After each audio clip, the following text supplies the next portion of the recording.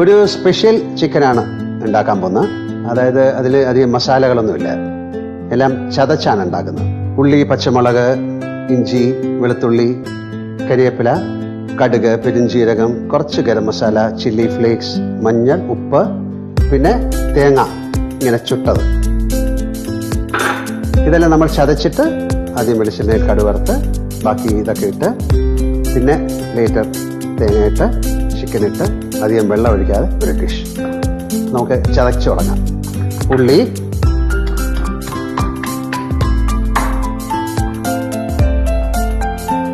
പച്ചമുളക്,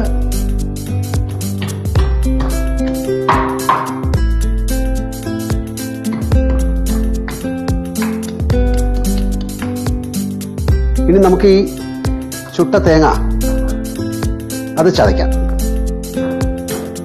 അത് ചതച്ച് മാറ്റി വയ്ക്കാം.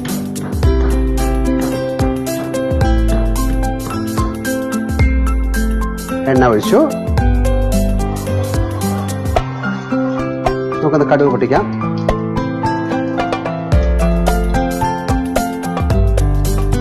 കടുക് പൊട്ടി തുടങ്ങി. അതിലേക്ക് നമുക്ക് ഇതൊക്കെ ഇടാം. ഇതെല്ലാം ഇട്ട് ഒന്ന് വഴറ്റാം.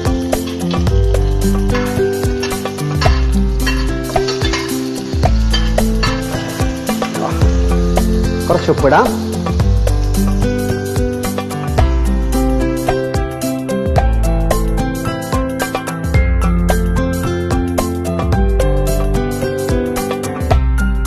ഇതിലേക്ക് നമുക്ക് കുറച്ച് മഞ്ഞൾ, കുറച്ച് പെരിഞ്ജീരകം, കുറച്ച് കുരുമുളക് പൊടി, നിങ്ങളുടെ ആവശ്യത്തിന് കുറച്ച് ഗരം മസാല, ചില്ലി ഫ്ലേക്സ് ഒന്ന് നന്നായിട്ട് വഴറ്റാം. നല്ല മണം. ചതച്ച് വെച്ചിരിക്കുന്ന തേങ്ങ ഇടാം. ഇതിൽ വെള്ളം ഒഴിക്കാനേ പാടില്ല.